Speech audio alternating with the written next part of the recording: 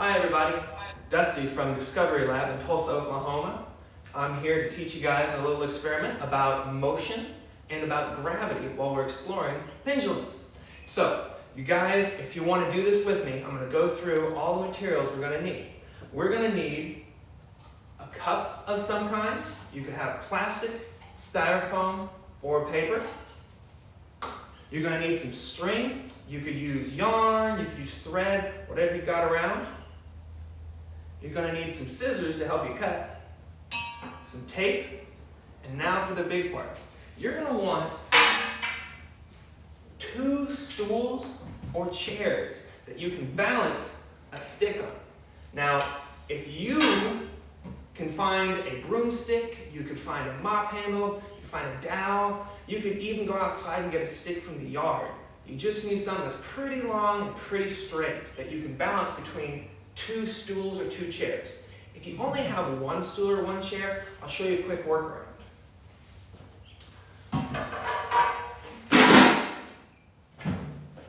You can tape your stick to the top of a stool, so that way you can see it keeps it held out straight, but unfortunately, it can't hold much weight. So this would be last chance if you don't have 2 stools at the same height. You could also stack up blocks, bricks, anything to get it to the same height. You're also going to need some water and paper. I'm going to use a big sheet of paper right here. You could also use poster board. You could use construction paper, or you could even use plain printer paper. If you do use small paper like this, I would suggest that you use several sheets because what we're going to make is going to be pretty big. If all we have is this little sheet, we're only going to capture a small amount of it.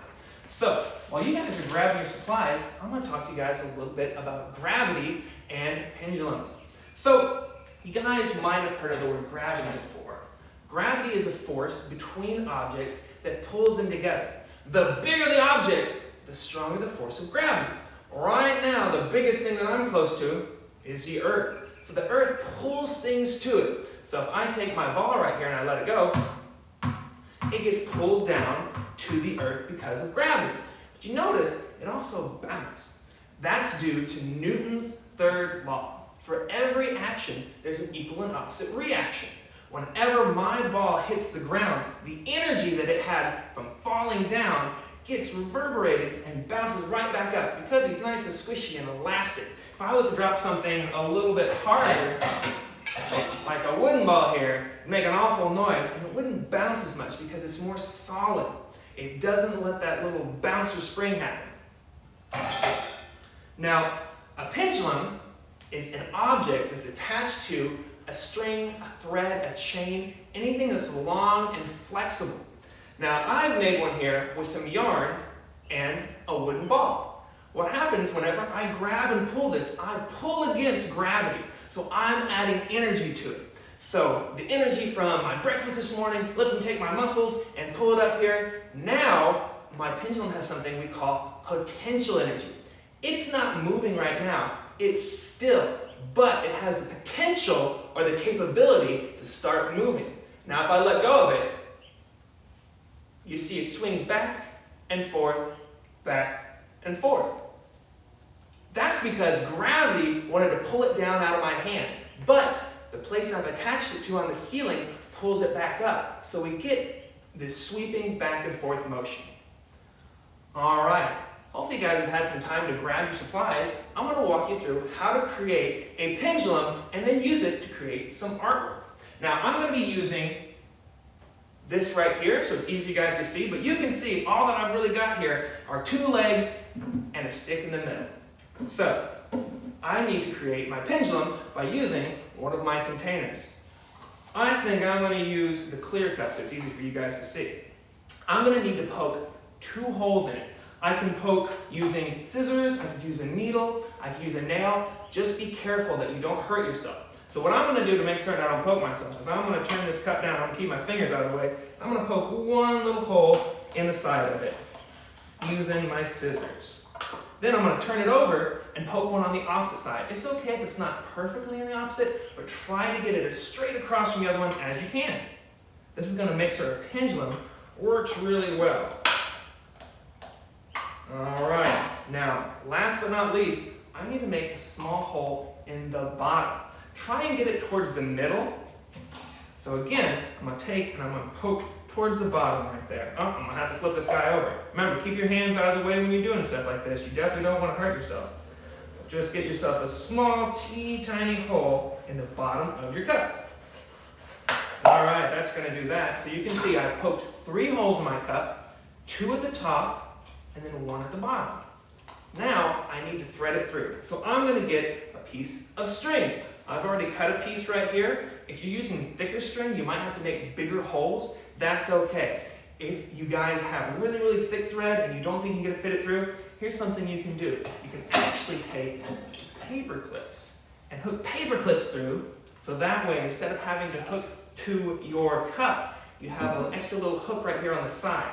So if you guys are having trouble, that's a little workaround you guys can use. I'm gonna do that to show you guys. I just stick my paper clips through right there. Now, I've got these nice hooks right here I can use. I'm gonna take and tie my thread to the top. You can do this any way that you wanted to. If you wanted to do a square knot, if you wanted to loop it through, you could even tape it, honestly. I'm just gonna thread it through about like that, so that way it's on there nice and securely. I don't want it to be able to fall off. Now, I'm gonna take and I'm gonna attach both ends to my cup. If you guys had a hole in yours, this is where you thread it through. If you have the hooks, this is where we're gonna tie it to our hooks. Tie it through right there. And again, whatever knot works for you. You could do square knot, you could do granny knot, whatever you guys want. Just make certain it's on there nice and tight and snug. Try and make certain that you're getting them both the same length. Otherwise, our pendulum will be a little crooked. If it is a little crooked, that's okay. Just try and get it as close to centered as you can. So now I have got my cup attached to my little frame right here. You can see mine's a little crooked. That's okay. I can kind of adjust them a touch. There we go. So you can see already that this guy will spin back and forth like a pendulum. So now it's time to set up for my painting area. Now this one might be a little bit messy, so have a towel on hand, or you could lay down newspaper, you could put down a plastic tablecloth, anything to try and keep the mess off the floor. I'm gonna take and unfold my paper, and I'm gonna set it right underneath my pendulum. Pick this guy up, set him right there. All right. So I've centered my pendulum over my paper, so that way I'm going to be able to see the path or the motion of my pendulum. I want to find a way to trace that motion. Now I'm going to use water for that. You could use just plain water because it will show up on the paper. However, if you'd like to, you can use a little bit of washable watercolor. You can use a little bit of food dye to give it a little bit of color. I'm going to be using a little bit of washable watercolor, so that way it's easier for you guys to see. Before I fill my pendulum with water, I need to seal the bottom so it doesn't just leak out.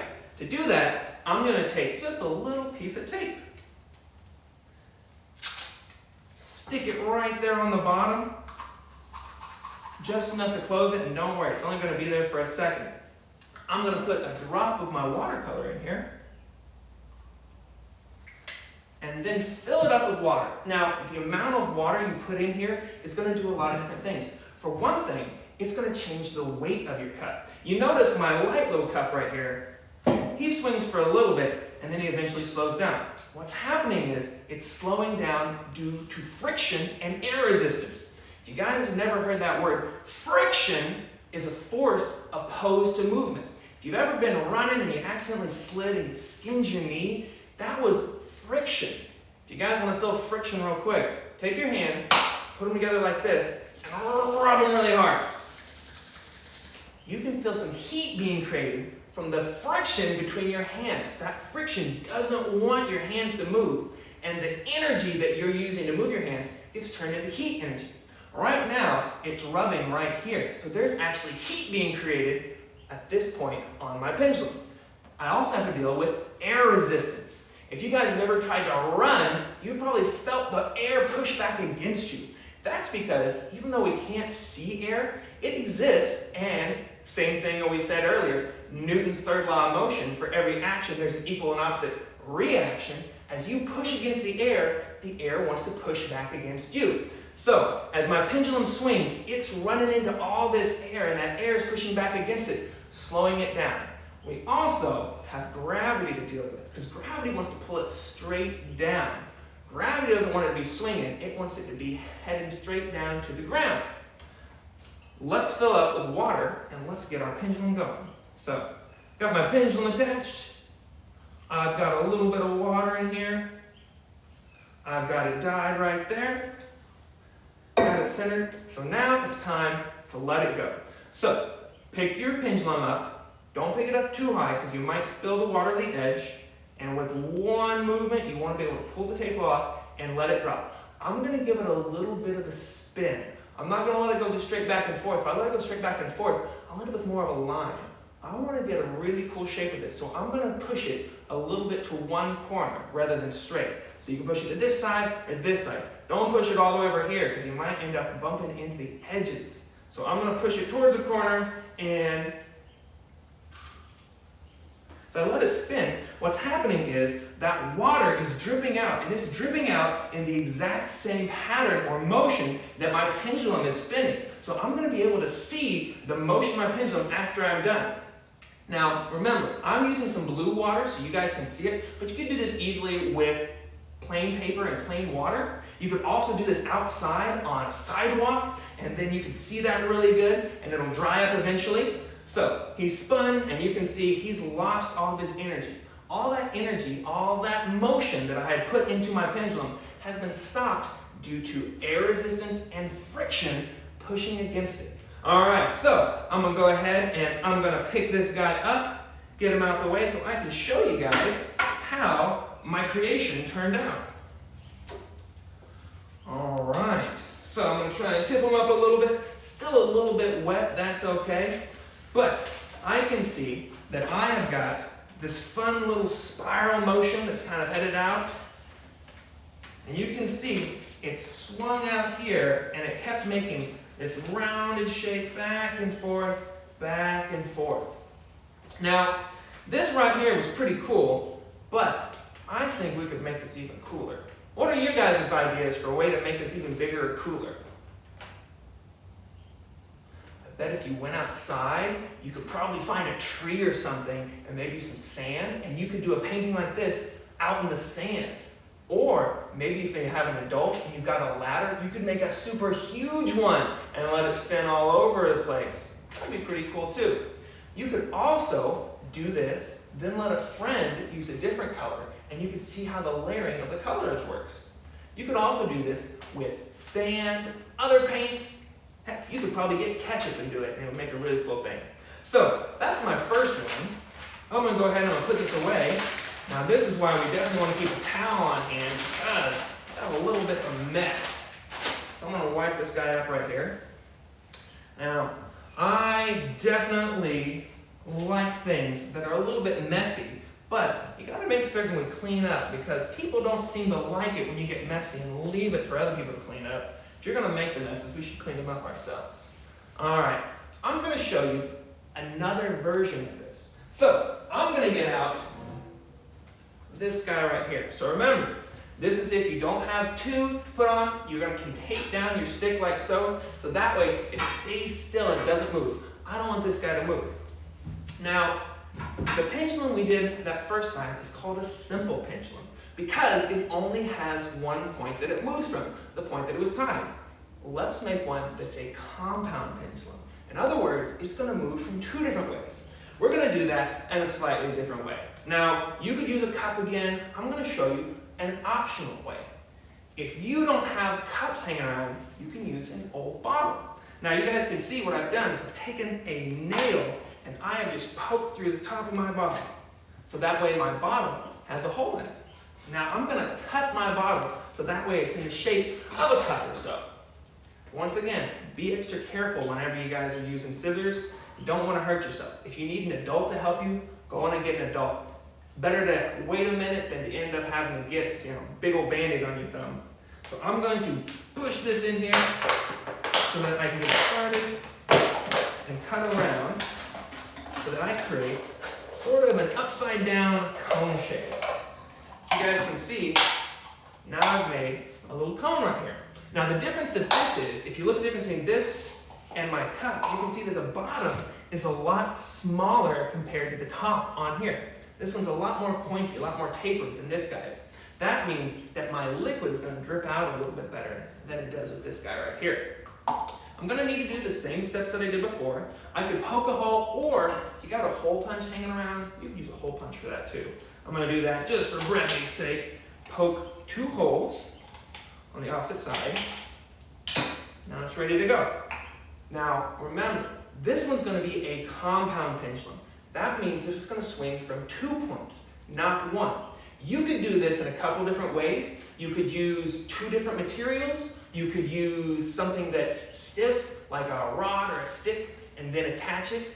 I'm going to do this just by using string and then giving it 2 points to move from. So, I'm going to get my string out. I'm going to get a little bit extra to make certain I have enough. Now what I'm going to do is I'm going to thread it through those 2 holes that I poked again. So that way, I get it all the way right here. Now,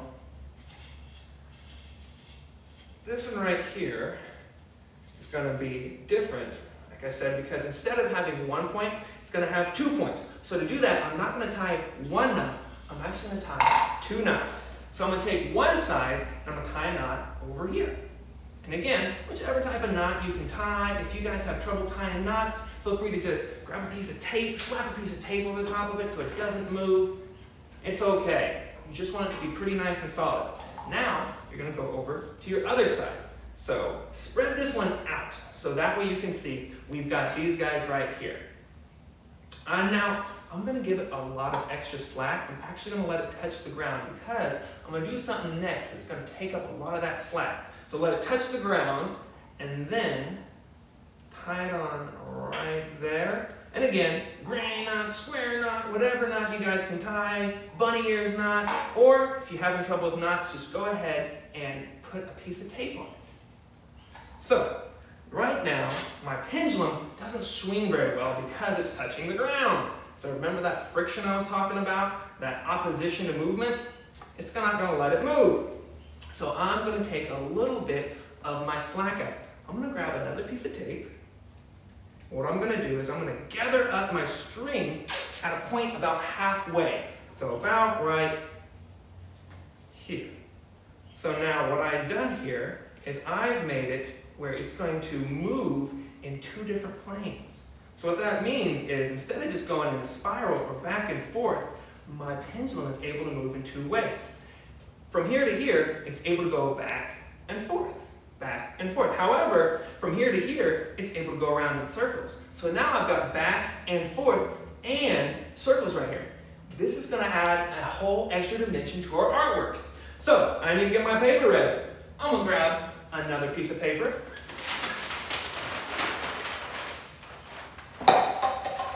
Spread it out underneath my pendulum.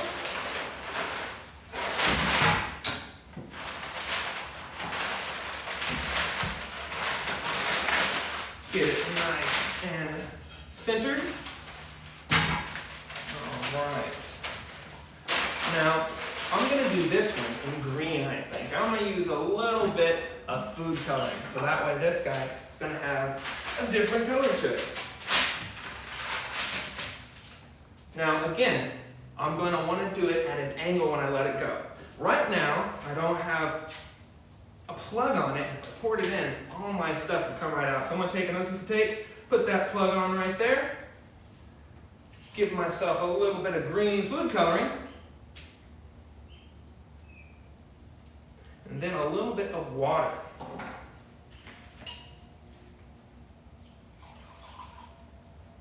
All right. So, remember, this is going to be our compound. It's going to move in 2 different ways. It's going to swing back and forth, and then it's going to swing around. So, I'm going to give it kind of a funky little spin whenever I drop it, just to kind of see what I can get. So I'm going to kind of spin it, and you guys can see it's now dancing in crazier and even more different ways. So this guy, instead of just doing a back and forth or kind of a figure 8 shape, it's making something we call a Lisa-Jew pattern. I'm going to go ahead and stop that so you can really see it, because it's pretty cool looking. Now this pattern, like I said, is called a Lisa-Jew pattern. So if I hold this guy up, you guys can see it's made even cooler patterns right there. I'm trying really good to make sure you guys can see it. See how different that is? It's not just that kind of spiral loopy. You can see that we end up with a repeated pattern that slowly gets smaller and smaller and smaller. Now remember, the reason why my pattern gets smaller is because my pendulum loses energy. All right, so what do you guys think? Was that pretty fun? I had a lot of fun showing you guys that. Hopefully you guys make some amazing pendulums, make some amazing art. Let's go over some of the stuff that we learned about and we discussed today. All right. Number 1, a pendulum is a weight or object that is attached to a fixed point. Whenever my pendulum swings, it has what we call a period, or the length that it will swing. That period or length is dependent upon the weight of my object, the length of my string, and the starting point. If I start it from just barely right here, it doesn't swing very much. If I start it all the way up here, it'll swing all the way back and forth. I've added more energy to it. However, it slows down eventually. That's because of friction and air resistance. Remember, friction was that thing you feel whenever you fall and scrape your knee, or if you get a bad rug burn. That's oppositional to movement. Instead of that energy being used to move, that energy gets turned into heat, and it doesn't feel very good. Air resistance happens because as my pendulum swings through the air, it runs into the particles of oxygen and carbon dioxide and everything in there, and they slow it down slightly. Even though they're all very small and hard to see, they add that force that slows it down. Remember, our Newton's laws of motion, the third law, for every action, there's an equal and opposite reaction. As it bumps into the air bumps back into it. Similarly, my ball right here, as I drop it, the reaction is it hits the ground and then the energy gets reverberated or bounced right back up. But you can see, similar to my pendulum, it gets lost as friction. So, hopefully you guys have enjoyed hanging out with us here at Discovery Lab. I look forward to seeing how you guys finish up your experiments, and hopefully we'll see you guys next time. I've been Mr. Dusty.